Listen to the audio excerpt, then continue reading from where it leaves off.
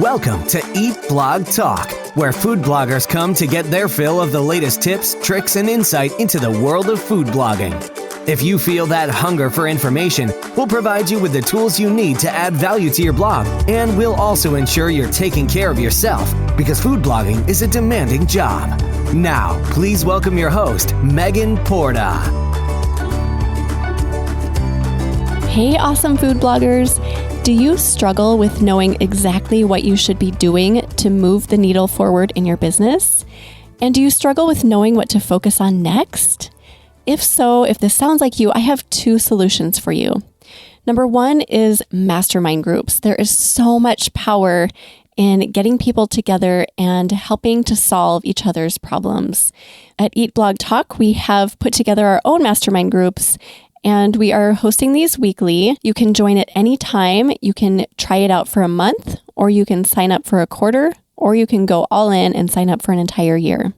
Come join us, see if it's a great fit for you, and this will really help you to solve those problems you're having in your business and give you clarity about what you should be doing next to move your business forward. The next solution is the Eat Blog Talk membership. I have spent all of 2021 so far putting so much value inside of the membership. It is such a supportive and wonderful place to be for food bloggers. We are learning so much from each other.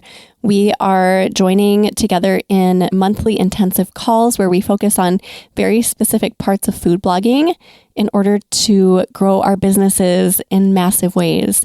We also have guest experts come in and join us very regularly to talk about really specific parts of food blogging, and we get one-on-one access to these experts, such as Matt Mullen from Email Crush, Casey Marquis from MediaWise. So many great people are joining us in these sessions, and they are super valuable. There are so many reasons why you should be in the membership. I could not even start touching on all of it. If you're tired of wandering around aimlessly in your business and not knowing what to focus on, give the membership a try for free for 2 weeks. Go to eatblogtalk.com. You can sign up for the masterminds there, and you can also start the process of getting into the membership for 2 weeks just to check it out. The rest of us can't wait to see you inside. Hey, food bloggers. Welcome to Eat Blog Talk. This podcast is for you, food bloggers wanting value, information, and clarity that will help you find greater success in your business. Today, I have Aysegul Sanford. She goes by Ice with me from foolproofliving.com, and we are going to have a super fun chat about the power of community and the mastermind. Ice is the blogger at foolproofliving.com. Her site mostly contains healthy recipes made without the use of refined sugars. She has been blogging on and off since 2013. Ice, I am so excited to chat about this today and to have you here with me. But first, we all want to hear your fun fact. Hello, thanks for having me. My fun fact is prior to this blogging thing, in my previous life, I guess, I worked in hotels, hospitality industry, and my last job was at a ultra luxury hotel in Atlanta, Georgia.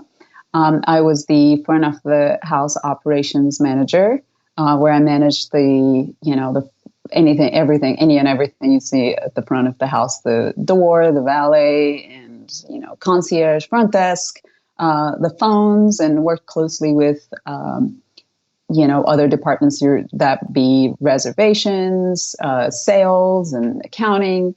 It was glamorous in that I was working with a lot of celebrities. I got a chance to work with their people, I guess. And it was a lot of fun. I thought I was going to be a hotelier, but life took a different turn. I ended up being a blogger, but I loved every minute of it. I had a chance to meet big names like Paul McCartney, Jennifer Lopez, Ryan Reynolds, The Rock. Oh, yeah, cool. So it was fun. That's awesome. I love that. So that job probably kept you on your toes, right? Yeah. I mean, you probably were able to pivot and respond like a pro. And then also, you probably also learned the need to collaborate and to communicate well between different parts of the hotel? Yeah, well, these people obviously have very high expectations. And at the end of the day, you're just one person. You have to rely on your team, rely on the other departments to make things happen. But at the end of the day, we were the face of the hotel, and we were the people that they would come to when they needed something. And usually, how life works, they will need something at 3:00 in the morning, or, when everybody's gone and you're just by yourself. And I just always think back to those days and, try to figure out whatever it is I'm doing, how can I use some of those principles in my everyday life? It all goes back to that understanding of you just can't do this alone and you need your team. Those people we talk about, like the ultra luxury industry, yes, they have expectations, but they're people too. They understand when things go wrong, and there's that human element that is, I think, is important as well. Ryan Reynolds. Yep. Did you actually talk to Ryan Reynolds? Well, he was so.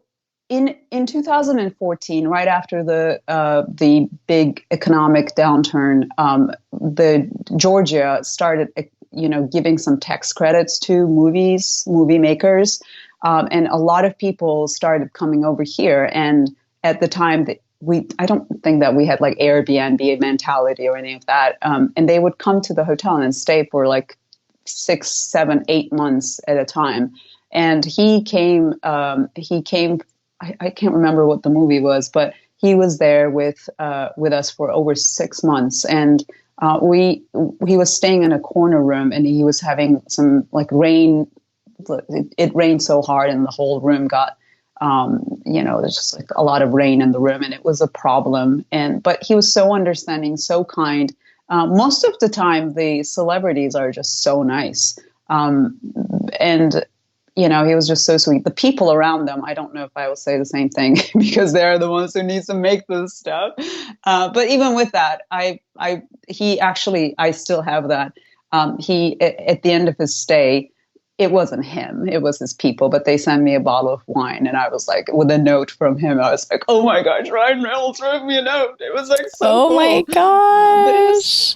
He's one of my favorites. I just love him. And you can kind of tell with celebrities, the ones who are genuine, and you can kind of tell the ones who aren't. And it's just a guess, obviously. But my boys and I try to do this. We're like, I bet he's super nice, or I bet he's not so nice. But Ryan Reynolds seems like one of those people that's just really genuinely sweet.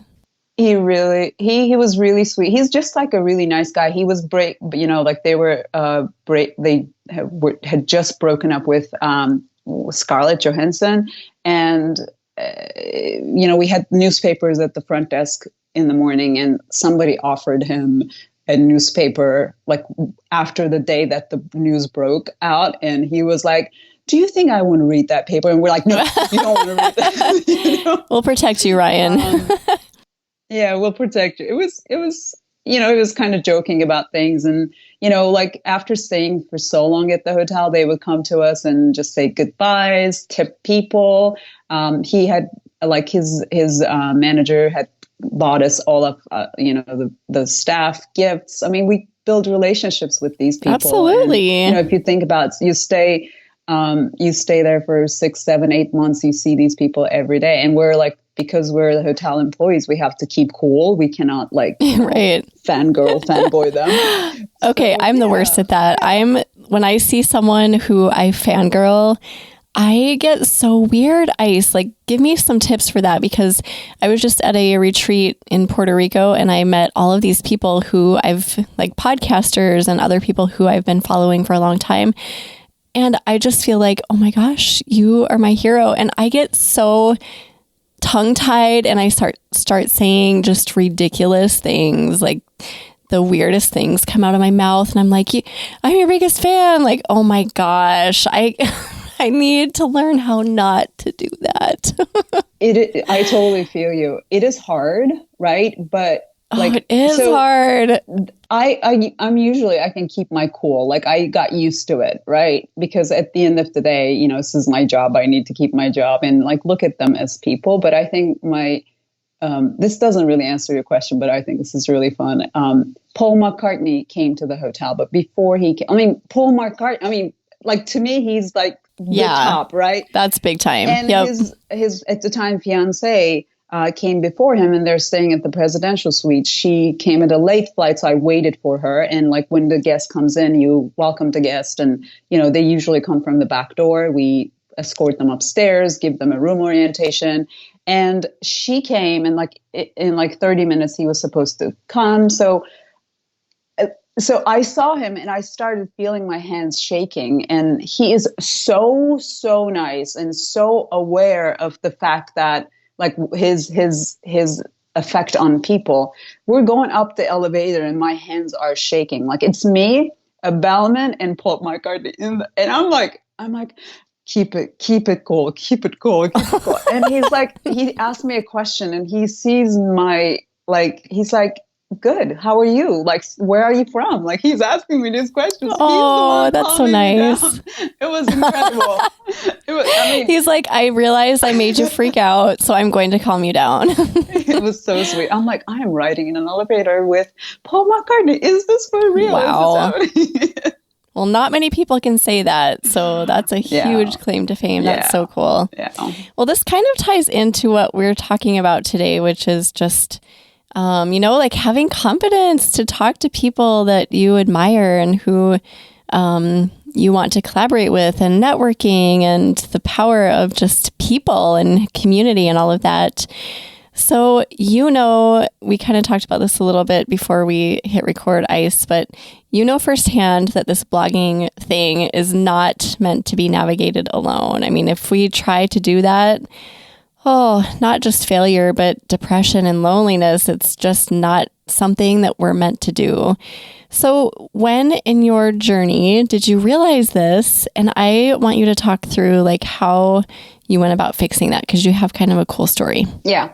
So I started blogging in 2013, literally out of boredom. My husband, after like this whole, hotel experience, I got married, and he was in Vancouver. I was in Atlanta working at the hotel, but we wanted to be obviously together because we were living apart. And it was a matter of like me finding something either in Vancouver or wherever we're going to be next. And he got an opportunity on an island in British Virgin Islands, a very small island.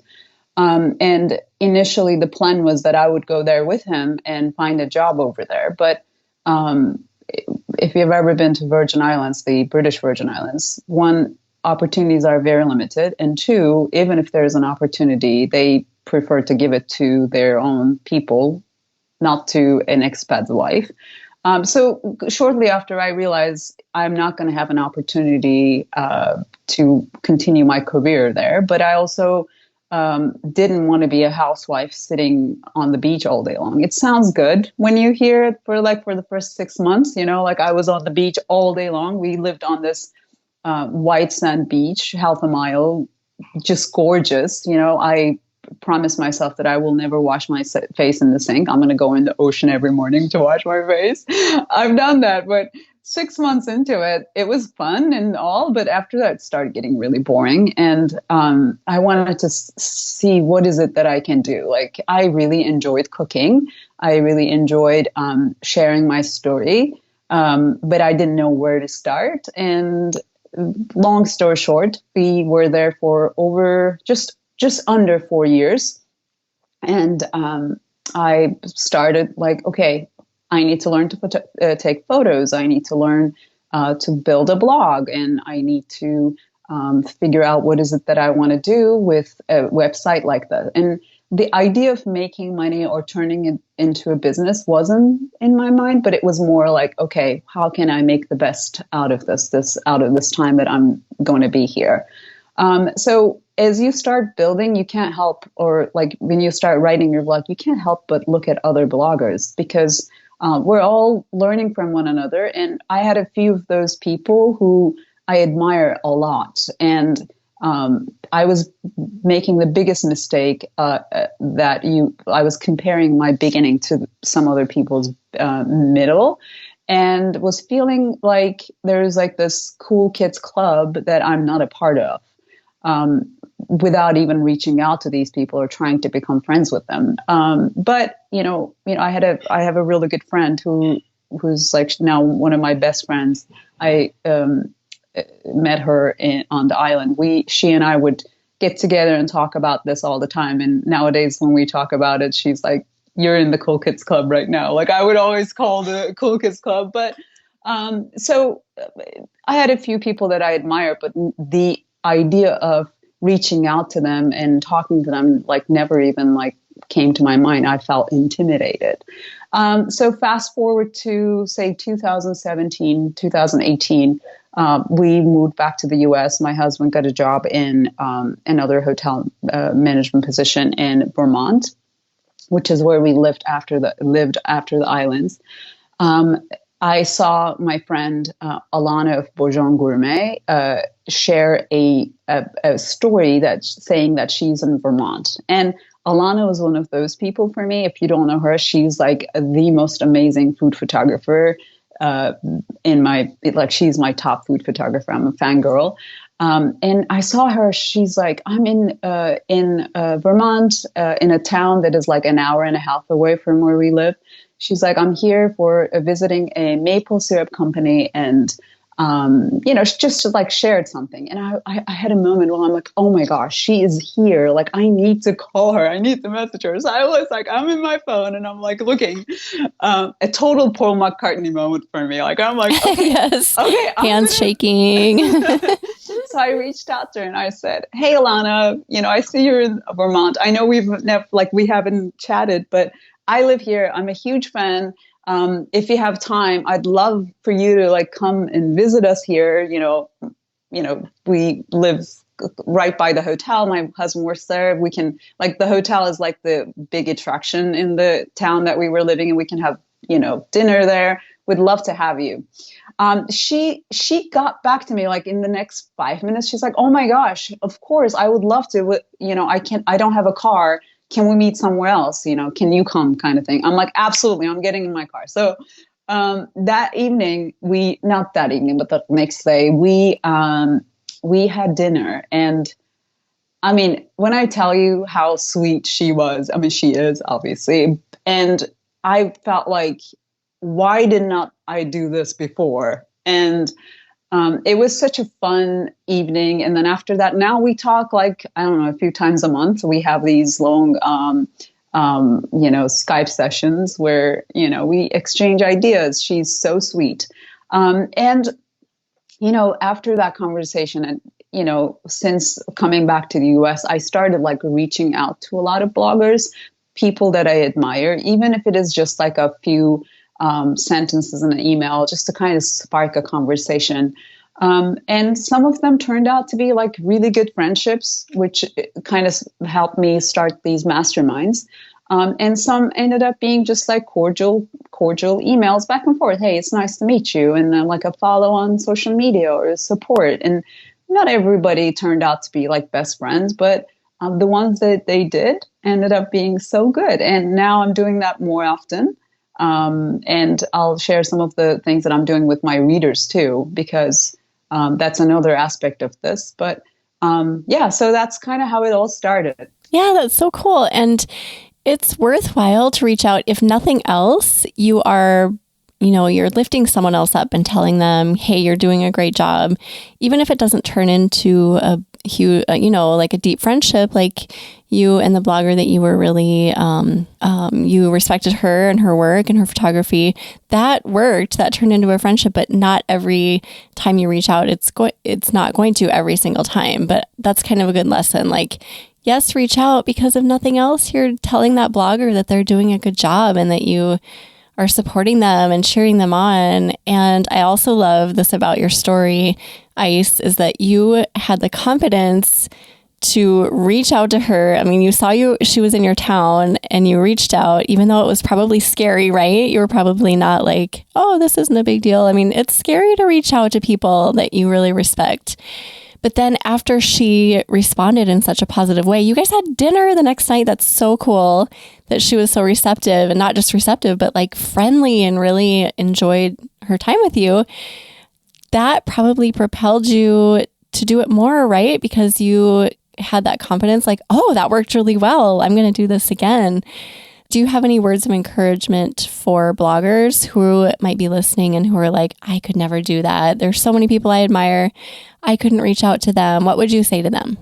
Who you're dealing with is another human who is doing what you're doing. Because at the end of the day, what we're doing is we're cooking and putting it in a bowl and on a surface and taking a photo of it day in and day out. So the person that you're reaching out is going through the same thing you're going through. And worst case scenario, you're just going to give them a compliment and move on. And not everybody is all, not every relation turns out that way. But when it does turn out in a good way, it is so uplifting, and so you just feel like you're a part of something. And, this job is difficult in that we're alone most of the time in front of a computer, and we're, with social media, we're having to, in a way, fake it. We're having a really good time. This meal is delicious. And at that point, I made that dish for the last, we've been eating the same thing for the last 5 days. And, the only person who can understand you is another blogger. And keep that in mind. We're all going through the same things, and some may turn out good, but when it may not turn out good, but when it does, it feels amazing. So it's so worth trying. Which kind of leads us to the mastermind, because after collaborating a little bit with other people, you were like, oh my gosh, this is really powerful and cool and beneficial. So you started putting mastermind groups together. And if you listen to eBlog Talk, which I know you do, you know that I'm such a proponent of the mastermind. I love it's this concept, and it's not just a good concept. It works. Like if you do it right, it is so powerful. So I just ran a mastermind group kind of as a trial in Q1 and put some awesome people together, and we killed it. I mean, it was like after every single meeting, after every single call, we were like, oh my gosh, there was such magic. Like the things that came out of it, we didn't expect going into the call. And we were like, wow, that was so incredible. So I'm kind of tweaking my own masterminds. We're starting up new groups in May. So I've kind of got in my mind what I want to do. So I'm really excited to learn from you, Ice. So can you talk to us about how you structure your groups? Let's just start there. So I'm right now in 2 masterminds. One is almost 2 years old. The other one is rather new. And the idea of mastermind for me is 1, learning from others, and 2 is providing value to others. I think that the way that I look at masterminds is not a venting session. I think that's a really important distinction, because if you are not, honest about that, and if you don't acknowledge that, it can go south real quick. It could be a waste of time. So for me, it's important to structure your groups so you're not wasting your time. And to me, that kind of starts from who are you going to mastermind with? The way that I started was finding people who are at my level. This would be number of years of blogging or number of page views. At the end of the day, numbers are important. And who can I learn from? That was important to me. What are the strengths of this person? And what is it that I can provide to them? So I think those 3 points, finding people at your level, figure out what is it that you can offer and what is it that you can learn from them, is very important. That is how I would start structuring our group. So do you just reach out to people individually, or how do you find your people? Well, the way that I did was just really I started sending out these emails, and I'm not sending out emails every day. Once a week, I reach out to someone, or every other week, and start a conversation and see if I feel like we're in the same frequency, if our interests are the same. And I think in terms of a starting point, I think finding people at your level is an important thing. But as you grow yourself and your blog, my now the other mastermind that I'm in, there are people that are like a little, higher level than I am, but that's like another whole other thing because it's pushing me to be helpful and ask the right questions because I want to make sure I provide them value.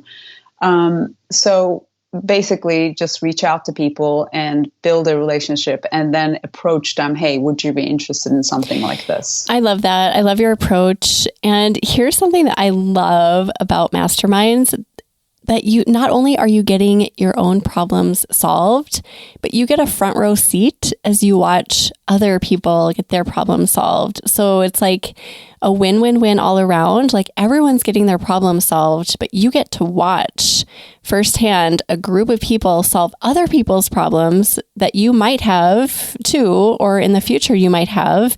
And you're like, oh, well, I didn't have that problem today, but I did have that problem, or I'm going to write this note down because that was a great solution. You know what I mean? So it's like, absolutely, it's not all about you. You are witnessing just this magic with everyone, and you get the front row seat. So I think that's super powerful. Exactly. So you find the people that you will be in the group with, and you kind of align yourself with experience levels and all of that. How do you make sure that you are like not wasting any time? I have been a part of other masterminds where, you get in and it's like you're talking about things that aren't relevant. And I feel like, oh my gosh, I'm so busy. Why am I, why are we here? So how do you ensure that you're getting in the group and talking about relevant things and just being really efficient? I think setting parameters as to what you're going to be talking about is an important thing. And the way that there's really no right or wrong way of doing this, but the way that we structured it was by just answering 4 questions in a matter of 15 to 20 minutes. And hopefully you'll keep it around 15 minutes so that there's like another 5 minutes of asking questions. We created a Google Sheets document where we shared it with each other, like just a shared file, and answered 4 questions. And those questions are, what is it that I'm working on right now? Like, what are my short-term goals? And what is working for me at the moment in the last month? What worked for me? Then what did not work for me? What am I struggling with right now? And the last part is the emotional part. What kind of an uplifting do I need? Like, if I'm feeling down about something, if I am having a problem with something, that is where we just lift each other. And the way to keep this in a time construct is by writing everything down and being prepared. Just like a 10, 15 minute of writing before getting on the call helps a lot. And having these questions or like these parameters really help a lot too. So that you're not wasting time and not turning it into a venting session, because it can really happen that way sometimes. Yeah, it can. I mean, it's life, right? And we're humans and Sure. Things come up. Do you have one person kind of in charge of keeping everyone on track? We didn't really have that need because I don't know. I guess we clicked so well. I think, no, I don't think so. There could be, but in our case, we didn't have to do that. Everyone was like adult enough to be prepared and ready. What I love about this session, and this is kind of like what we started doing, is like having a 5-minute question thing, because especially right now, because most of the business models are based on like, what is the problem that we're solving? And there are like so many products out there that are new, and it's so hard to know like which one it is that I need. Just to give you an example, I have an ebook on my website that is pretty outdated, but it's like a freebie that I give, and I'm trying to figure out a way to update it.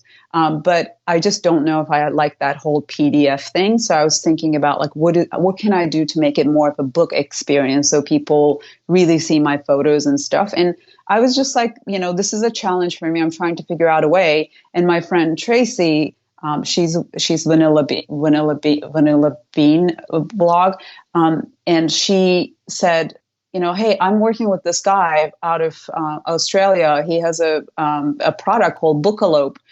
this is exactly you need. I had never heard of this thing, but because she had a conversation with him, that was exactly what I need. Now I have a call with him on Friday, and I'm going to ask him, like, this is what I need. Will you be able to offer this to me? And it's like these kind of things, the goal is to share your challenge and get an answer for it, because she has already done that, because she was doing a book for herself. So I guess I don't know how I came here, but that was a good example. Right. No, that's a great example. I'm glad you talked through that, because things pop up that you would otherwise have no idea about. And someone, like you mentioned, like this friend just happened to come across the thing that you need, and otherwise you probably would have never known about that. So that is one of the great things, I think, about getting groups together like that. Now, do you guys set goals from week to week, and how do you track those things that you want to, find success in? So we each have a tab on Google Sheets, and we go back to the previous month, just a few minutes, like what was it that I'm working on last month, and what have I been able to accomplish? And there are times that we talk a little bit about the previous months, but usually because it's kind of like a continuation. Like, I was working on this last month, and here I am. This is what I have done. This is what is working. That kind of carries down to the what is working session. We don't really intentionally set goals per se, but I guess like by keeping an eye on what we did last month and having those notes in front of you helps.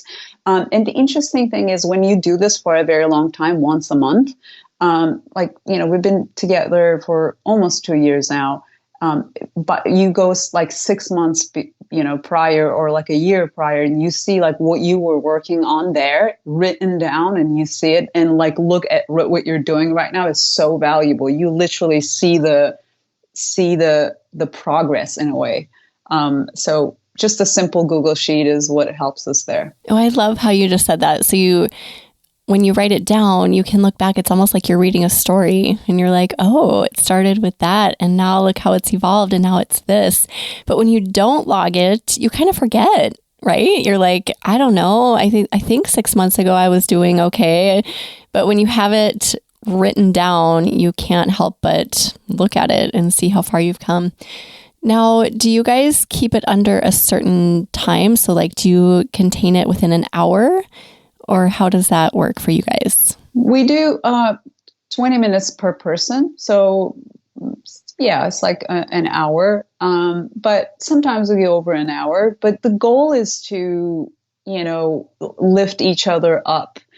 We try to keep it under an hour and a half, but when you have a structure, like after that time is over, you don't really need that much more. So so we're trying to keep it under an hour and a half max. And I think you said this earlier, but how many people is ideal for a group like this, do you think? Well, this one group that I have is 3, and the other one that I'm in right now is 4. And I think that's that's a good place to be. I have never been to a group where there are more people. I think, if you really want to benefit from something like this, you need to have at least 15 minutes of time that is about you. And after an hour, it starts kind of getting a little bit too much. So I think if you can keep it under four people, I think that's a good number. Now, I hear there are some bigger masterminds where then you would have to have someone who's kind of leading the group. I have not been to one of those, and I don't really have experience, but the ones that I've been, 3 to 4 people has been a pretty good number. I was in one that had, I believe it was 6, possibly 7, and I felt like that was just a little bit too much, because we did the going around, kind of what you're saying, you each get a certain amount of time. I feel like we never had enough time. And then also I just felt like it was just a little bit too big to feel comfortable. When it's 4 people, it's so much more comfortable just to talk freely and to be open. But when the group gets bigger, it's especially virtually, because you're oh my gosh, if I say something, am I going to interrupt? And you don't know if anyone else is starting talking, you know what I mean? So it's just a little bit uncomfortable over that number. I love everything you're saying. This is so great. Do you guys meet every week, and are you super strict about like, please try to make it every week, or how do you go about that? We meet once a month. I think once a month is more than enough because you need to work on the things that you're kind of, writing down. And maybe sometimes during the holiday season, we may take a few months of break because everybody's so busy. But other than that, we meet once a month and with both groups. I think that's a good place. If you have two masterminds, you can do like, twice a month kind of thing, which is, I think, a good number. I wouldn't want to do it once a week. I think that would be too much. And then you mentioned lifting people up and making that an important part of your group and what you talk about with each other. So I love that. I've never thought to add that component, but what a great idea, because we've talked about this. Like, we're lonely. We are looking at our computers all day. We get, emotional, and we get upset because we spend a lot of time with ourselves. So focusing on that piece is really important. So how do you do that? Give me an example of like maybe what a problem would be, or an emotional something that somebody is experiencing, and how you help them through it.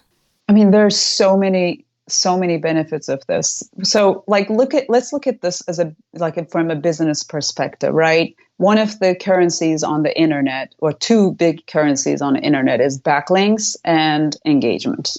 I think we can agree to that, right? Social media is all about engagement. Your blog's backlinks is a very important thing. So if you think about it, would you give a backlink to someone you don't know, or you would give a backlink to someone that you understand that your readership will benefit?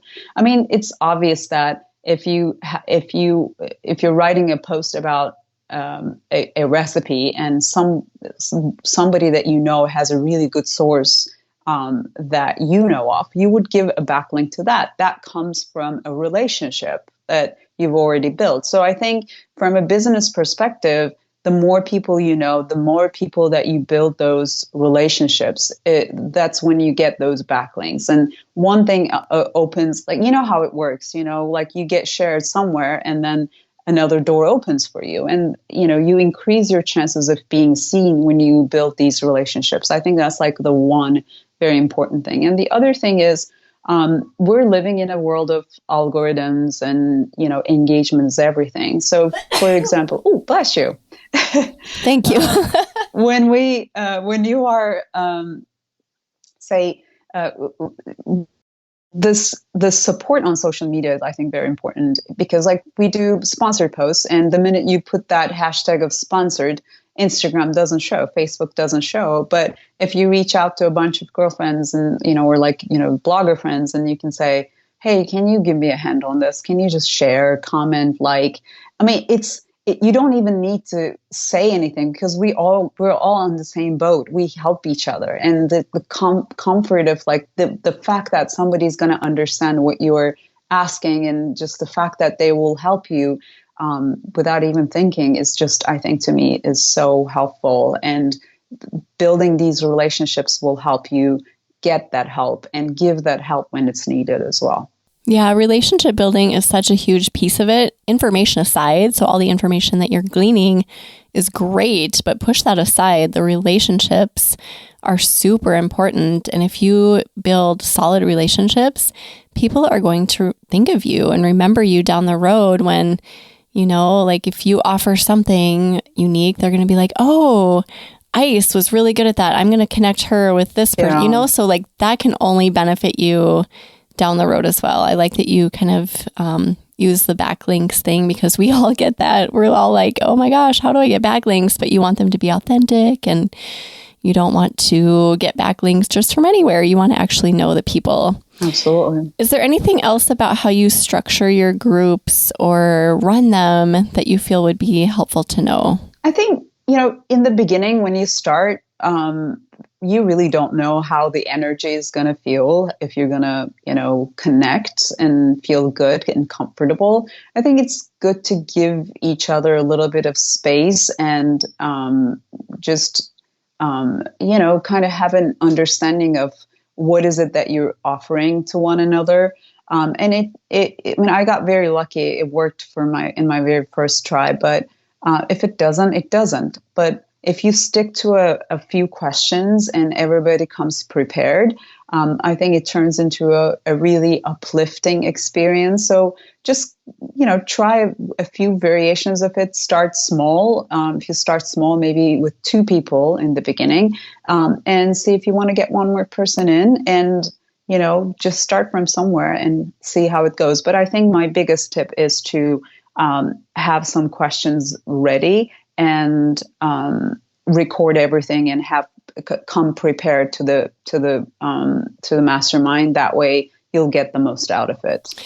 And masterminds are pretty easy to implement. Like, you just get on a Zoom call or Google Hangouts or something. So it's not like rocket science to get that going. So start your own. If this is something that you're like, oh my gosh, this sounds really intriguing, and you have a group of people that you know and trust and that you can learn from, do it. Just get something started.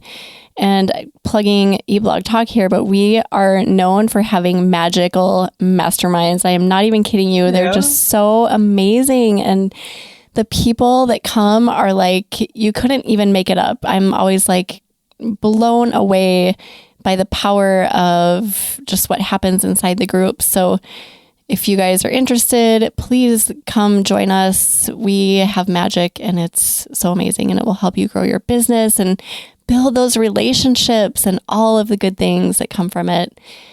Ice, what is your number one takeaway for food bloggers along the lines of just connecting with people and creating masterminds, joining masterminds? What do you have?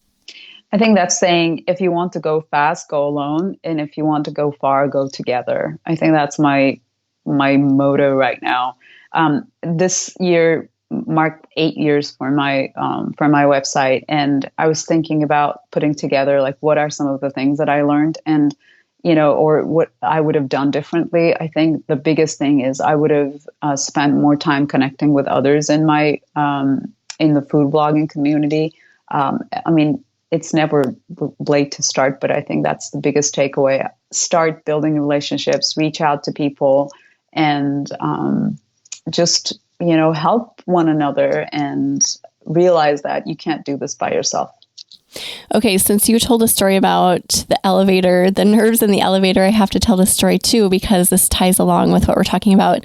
I would say a few years into my blogging journey, I went to a conference, and it was not a great experience. And that is not how most conferences go. I will say that.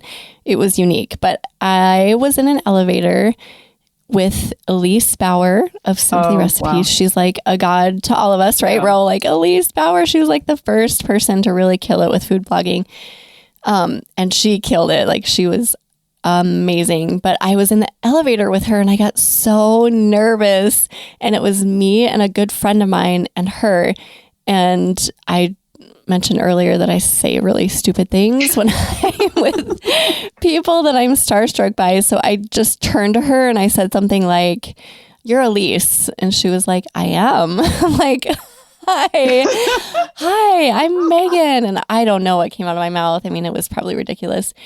But that gave me just a little bit of confidence, enough to know that she was a human and that it was okay to talk to other humans, no matter how famous or amazing they are.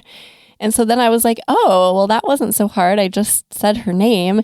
So just try it. Like, even if you say something dumb like me, just do it. Like Ice is telling you, she reached out to somebody who she had never met before and asked her basically out to dinner, like to come over. And she said yes. Yeah. And that is the coolest story ever. So don't be afraid, because most people are going to be receptive, and and you might form a friendship, which would be icing on the cake, right? So absolutely encouraging everyone to do that. If you are feeling like you shouldn't or can't, you definitely can. So go for it.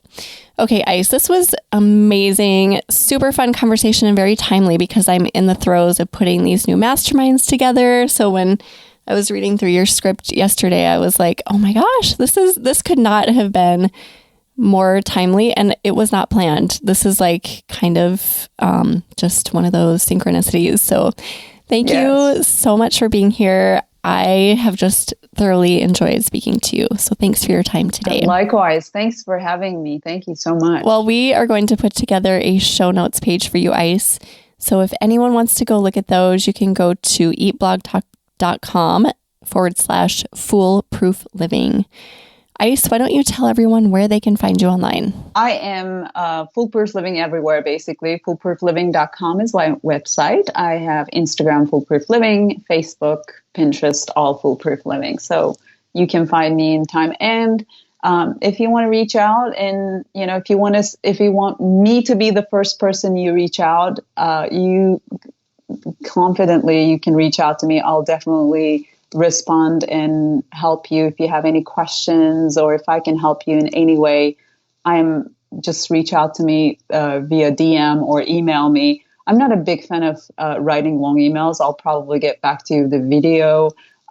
So just start from somewhere, and if I can help, let me know. Oh, that's so generous. Thank you for putting that out there. And thank you again for being here, Ice. And thank you. Sure. Thanks for having me. Yes, it was so fun. Thanks for listening to Today Food Bloggers. I will see you next time.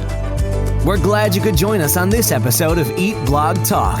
For more resources based on today's discussion, as well as show notes and an opportunity to be on a future episode of the show, be sure to head to eatblogtalk.com. If you feel that hunger for information, we'll be here to feed you on Eat Blog Talk.